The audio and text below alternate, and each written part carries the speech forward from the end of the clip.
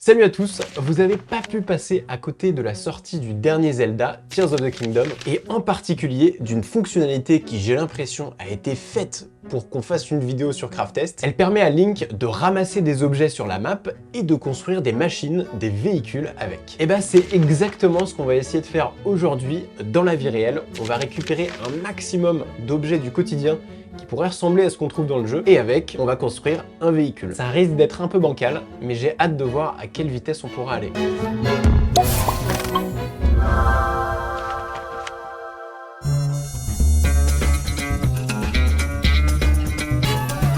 Il y a des objets assez classiques, comme des planches de bois, qui n'ont pas de pouvoir particulier, et en l'occurrence, ça va nous permettre de faire le châssis du véhicule. Bon, la planche est un peu grande, donc on va être obligé de la couper.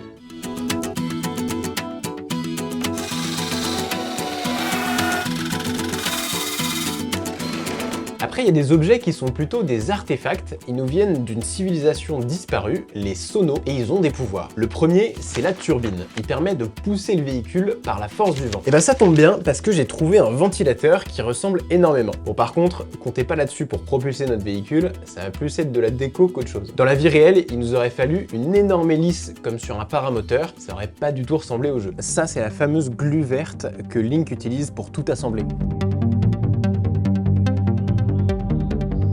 Mais alors, comment on va propulser notre véhicule? Les roulettes, c'est un artefact qui est extrêmement rapide. L'avantage, c'est que dans le jeu, il est auto-alimenté. On n'a pas besoin d'avoir un moteur à côté. Et ça, justement, ça existe dans la vraie vie. Ça s'appelle un hub moteur. C'est une roulette qui est normalement utilisée pour les trottinettes électriques. Alors après, c'est pas la petite trottinette, hein, c'est pour les trucs très puissants. On a 500 watts et on va en mettre deux.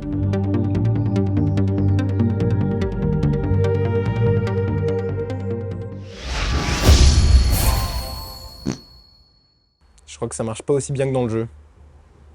On va devoir mettre des vis.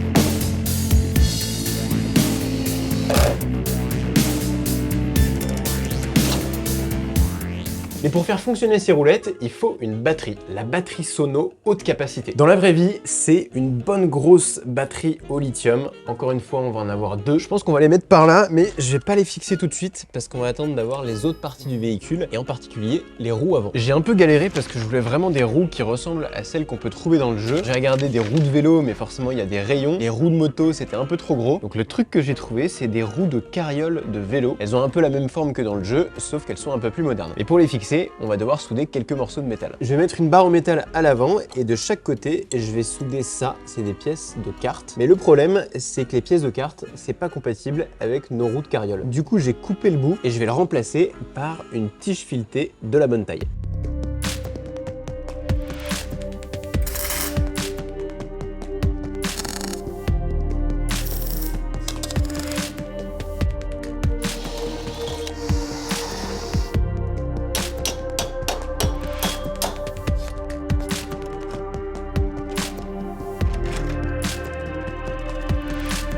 À l'avant du véhicule, il nous faut des phares. Et pour ça, on va utiliser le projecteur. Dans Tears of the Kingdom, il a vraiment une forme de boule à l'avant. Et ça, c'était super dur à trouver. Alors j'ai retourné internet et je suis tombé là-dessus. Pour le coup, ça ressemble énormément. Je sais pas ce que vous en pensez. Et en plus de ça, c'est extrêmement puissant.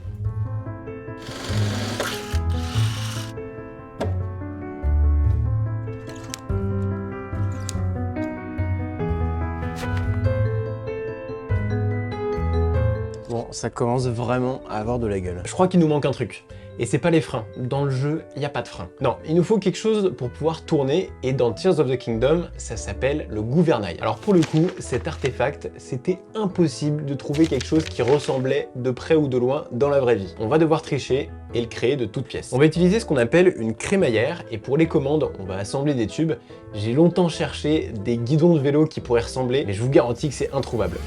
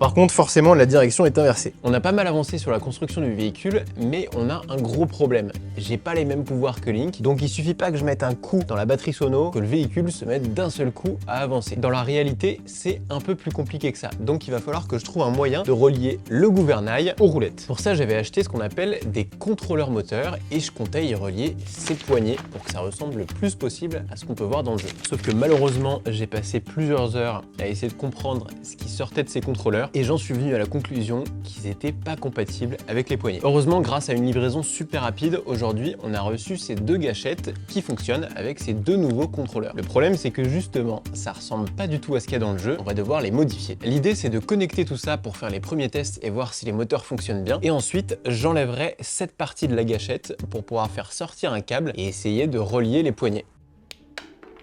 48,70 volts, ça veut dire qu'on va déconnecter ce câble. Ça y est, on a un nouveau connecteur, je le branche et on va voir si ça marche. Le moteur, est-ce qu'il se passe quelque chose là-dessus? Oh, ça s'allume. Oh oui, ça marche. Le moteur est à l'envers, mais à part ça, ça a l'air de fonctionner, je suis trop content. Oh oui, ça marche. Maintenant qu'on sait que ça marche, et honnêtement c'est déjà un miracle, on va passer à la partie où il va falloir se concentrer à mort. Je vais retirer la gâchette et on va essayer de voir ce qu'il y a à l'intérieur. C'est bien ce que je pensais et c'est bon signe. Le capteur qu'on voit ici, ça s'appelle un capteur Hall. Il réagit si on passe un aimant aux alentours. C'est justement ce capteur-là qu'on retrouve dans les poignées. Donc si ma théorie est la bonne, j'ai juste à retirer ce capteur, faire sortir 3 fils de l'écran de contrôle et je pourrais brancher mes poignets. Hop, c'est là. Il est parti tout seul. Je sais pas pourquoi j'ai un mauvais pressentiment. J'ai un gros panneau attention. Ça, c'est pas bon signe. Il se passe rien. C'est pas bon ça. Yes! J'avais juste à inverser les câbles. Et ben c'est trop bien, les tests sont concluants. Maintenant je vais avoir énormément de câblage à faire. Et une fois que c'est fait, on se retrouve pour rajouter une petite dernière option. Ça y est les gars, tout est relié. J'ai tellement hâte de conduire ce véhicule qui, honnêtement, on peut se le dire, ne ressemble à rien. J'ai rajouté une batterie supplémentaire, on va allumer les phares. Ça y est. Et maintenant, la dernière option que je voulais rajouter, parce que évidemment, le ventilateur, c'est plus pour faire joli qu'autre chose. Donc tant qu'à faire, on va mettre une machine à fumer qui crache directement dans le ventilateur. Comme ça reproduira un peu ce qu'on voit dans le jeu. Et demain, le moment tant attendu, on va enfin pouvoir tester l'engin.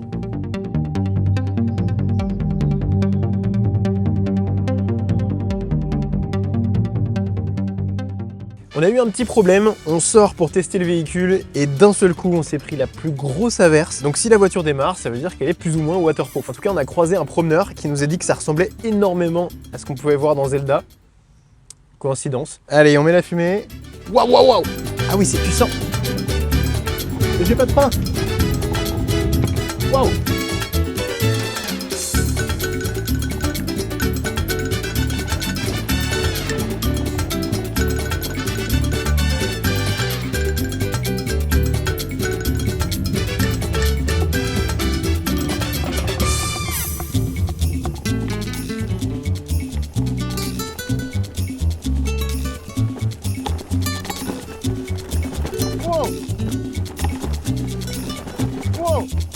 Bon, c'est un tout petit peu dangereux quand même. Je suis super content, tout fonctionne et c'était vraiment pas gagné vu que le véhicule a pris l'eau juste avant les tests. N'oubliez pas de nous mettre vos idées dans les commentaires, on se retrouve très bientôt sur Craftest.